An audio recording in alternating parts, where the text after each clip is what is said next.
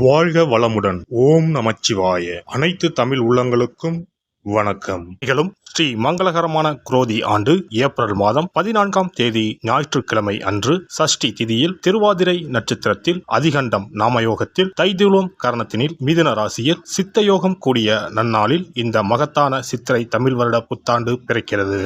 சித்திரை மாத கிரக நிலைகளை பார்க்கும்போது மேச ராசியில் குருவுடன் சூரிய பகவான் உள்ளார். கன்னி ராசியில் கேது பகவானும், மீன ராசியில் புதன், சுக்கிரன், ராகு பகவான் உள்ளனர். கும்பராசியில் சனி பகவானும் செவ்வாய் பகவானும் உள்ளனர்.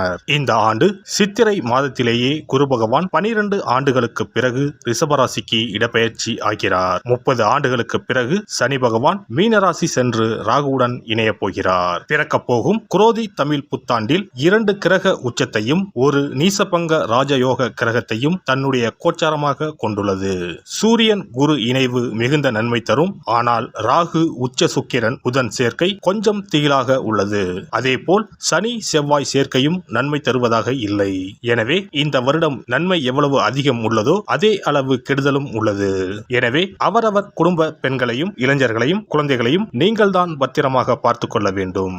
இதில் ஒன்றை சொல்லியே ஆக வேண்டும். நினைப்பதை நல்ல செயலாக நினையுங்கள். ஏனெனில் கொஞ்சம் கோக்குமாக்கு யோசனை எட்டி பார்க்கும். வேறென்ன, ஒரு துணையை செட்டப் பண்ணலாமா என்று ரொம்ப நாளாக மனதில் ஓடிக்கொண்டே இருக்கும். இந்த மாதிரி விளங்காத யோசனைகள் எல்லாம் வேண்டாம். செல்வம் செல்வாக்கு பெருக, நல்ல நட்பு கிடைக்க, முயற்சிகளில் முன்னேற்றம், வாழ்வின் அபிவிருத்தி என இவை சார்ந்து சிந்தனை செய்யுங்கள். இந்த வருடம் அத்தனையும் நடக்கும். நல்லன எல்லாம் கைகூடி வரும். மீனராசி அன்பர்களே, இந்த ஆண்டு குரு பகவான் 3ஆம் வீடான தைரிய ஸ்தானத்தில் ஆண்டு முழுவதும் பயணம் செய்ய போகிறார். குரோதி ஆண்டின் குருவின் பார்வை உங்கள் ராசிக்கு 7, 9, 11ஆம் வீடுகளின் மீது விழுகிறது. 3ஆம் பாவமான தைரியம், சகோதரம், வீரம் எனப்படும் 3ஆம் வீட்டில் பயணம் செய்யும் குருவினால் உங்களின் தைரியம், தன்னம்பிக்கை அதிகரிக்கும். பாக்கியஸ்தானத்தை குரு பார்த்தால் சகல பாக்கியமும் சேரும். குருவின் பார்வைப்படும் 7, 9, 11 பாவங்களால் யோகத்தை அனுபவிக்கப் போகிறீர்கள். திருமணம் தாமதமாகி நிற்பவர்களுக்கு இனிதே திருமணம் நடக்கும். வேலை கிடைப்பதில் பிரச்சனை உள்ளவர்களுக்கு நல்ல வேலை கிடைக்கும். 9ஆம் வீடான பாக்கியஸ்தானத்தை குரு பார்க்க போவதால் நீண்ட நாட்களாக நீங்கள் ஆவலுடன் எதிர்பார்த்த பதவி, பட்டங்கள், பூர்வீக சொத்துக்கள் பரிமாற்றம், புது முயற்சிகள் எல்லாம் கைகூடி வரும். லாபஸ்தானத்தை ராசிநாதன் குரு பார்க்க போவதால் பொருளாதார நிலை திருப்தி தரும். செய்யும் தொழில் வளர்ச்சி அடையும். நோய் நொடி தொந்தரவுகள் நீங்கும். ஆரோக்கியம் அதிகரிக்கும். மாற்று மருந்தால் நோய் நீங்கும். குடும்பத்தில் அமைதி நிலவும். மகிழ்ச்சியும் நிம்மதியும் நிறைந்த ஆண்டாக குரோதி ஆண்டு அமைந்துள்ளது. குரோதி ஆண்டு முழுவதும் சனி பகவான் உங்கள் ராசிக்கு விரயஸ்தானத்தில் இருக்கிறார். 7.5 சனி காலமாக இருந்தாலும் வேலை இல்லாமல் இருப்பவர்களுக்கு வேலை கிடைக்க வாய்ப்பு அமையும். படித்து முடித்துவிட்டு காத்திருக்கும் மாணவர்களுக்கு விரும்பிய இடத்தில் வேலை கிடைக்கும். இடம், வீடு, வண்டி, வாகனங்கள் வாங்க வாய்ப்புகள் தானாக தேடி வரும். கடனாக கொடுத்துள்ள பணம், பொருட்கள் தவணை முறையில் வீடு வந்து சேரும். விசா, பாஸ்போர்ட் போன்ற விஷயங்கள் சாதகமாக அமையும். வேலை விஷயமாக வெளியூர் மற்றும் வெளிநாடு செல்ல சந்தர்ப்பங்கள் தேடி வரும்.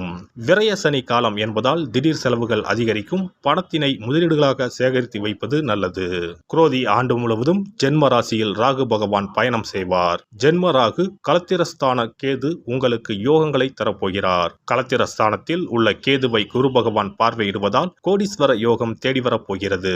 பொன் பொருள் சேர்க்கை உண்டாகும். கணவன் மனைவி இடையே கருத்து வேறுபாடு ஏற்பட்டு நீங்கும். பண விஷயத்தில் யாருக்கும் ஜாமீன் கையெழுத்து போட வேண்டாம். உடல் ஆரோக்கியத்தில் சிறு சிறு தொந்தரவுகள் ஏற்பட்டு சீராகும். 7ஆம் இடத்தில் அமர்ந்துள்ள கேதுவினால் சத்ரு நாசம் ஏற்படும்.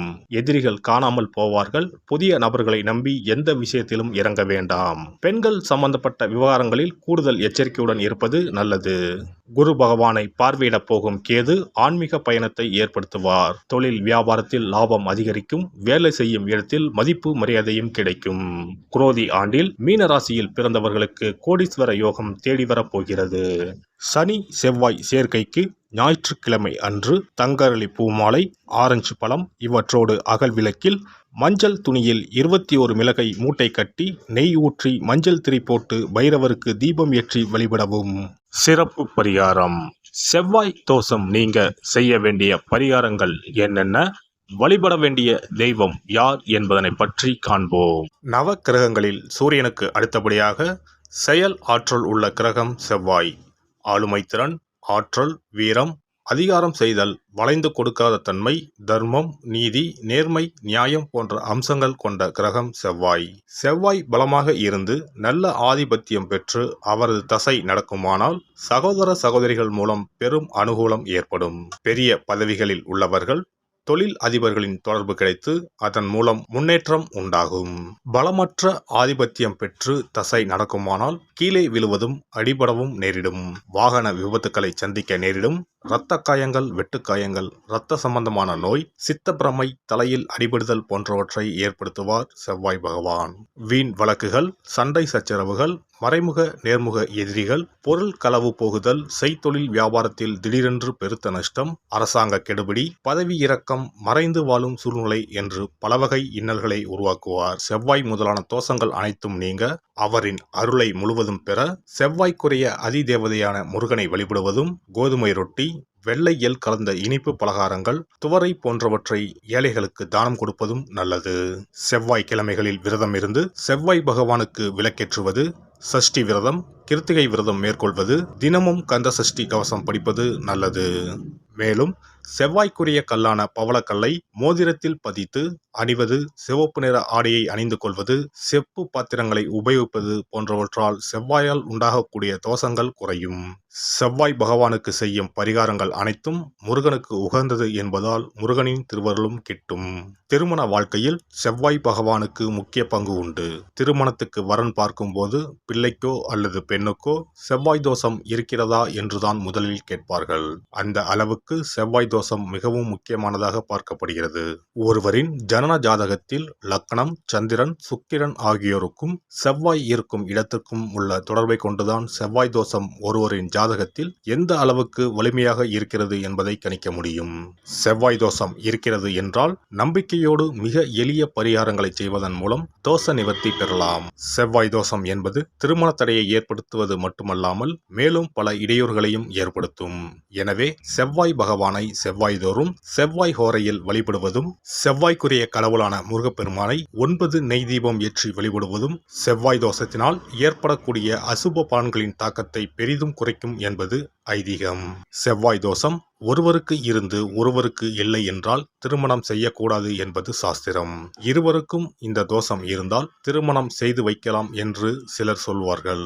ஆனால் பொதுவாக தோஷம் ஒருவருக்கு இருந்தாலும் சரி அல்லது இருவருக்குமே இருந்தாலும் சரி, தக்க ஜோதிடர்களை ஆலோசித்து முறைப்படி பரிகாரங்கள் செய்வதுதான் சரி. செவ்வாய் தோஷத்தால் திருமண தடை உள்ளவர்கள் வைத்தீஸ்வரன் கோவிலுக்கு வந்து அரச மரத்தடி விநாயகர் ஆதி வைத்தியநாதரை வழிபட்டு ஆலமரத்தை சுற்றி வர வேண்டும். வைத்தியநாத சுவாமி, தையல்நாயகி அம்மன், செவ்வாய்க்கு அதிதேவதையான முருகப்பெருமானை வழிபட வேண்டும். சன்னதியில் உள்ள செவ்வாய் பகவானுக்கு சிகப்பு வஸ்திரம் சாத்தி அபிஷேகம் செய்து பரிகாரம் செய்ய தடைகள் நீங்கும். இந்த வீடியோ பதிவு உங்களுக்கு பிடித்திருந்தால் லைக் பண்ணுங்க, கமெண்ட் பண்ணுங்க, ஷேர் பண்ணுங்க, மறக்காம சப்ஸ்கிரைப் பண்ணுங்க, பக்கத்துல இருக்கிற பெல் பட்டனை கிளிக் பண்ணுங்க. நன்றி, வணக்கம். ஓம் நமச்சிவாய. சிவாய நம.